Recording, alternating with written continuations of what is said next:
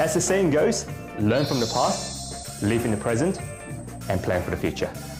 Nowadays, anyone can take pictures with their smartphone or digital camera. But how did they do it 60 years ago? It certainly wasn't easy.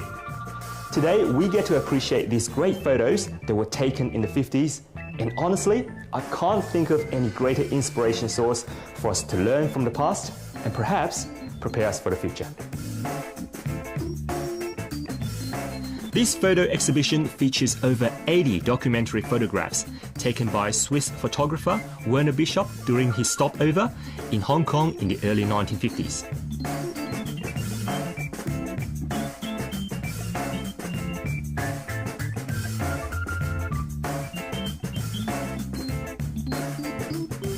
Bishop spent 2 months working on photo documentation of the then British colony, which was suffering deeply from the embargo imposed by America and the United Nations on China due to the Korean War. Bishop's camera has successfully captured the street scenes of Hong Kong with vivid lives of ordinary people. The refugees in squatter areas, the fishermen's families on a remote island in Khao Sai Kong, a day at the races in Happy Valley, and a normal day on a street.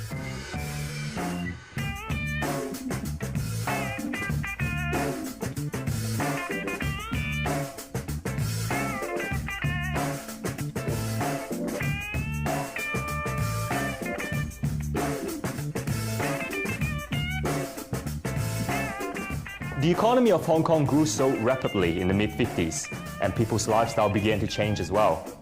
In fact, most of the images were gone within the next 10 years or so. But luckily, Bishop captured them in time.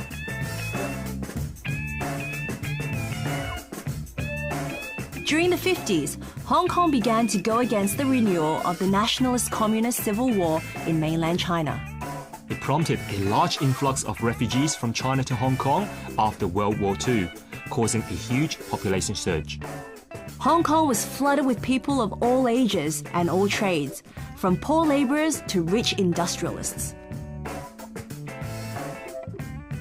Most of the refugees had no prospect of returning to their villages in mainland China, even though they were living in patched-together huts in Kowloon.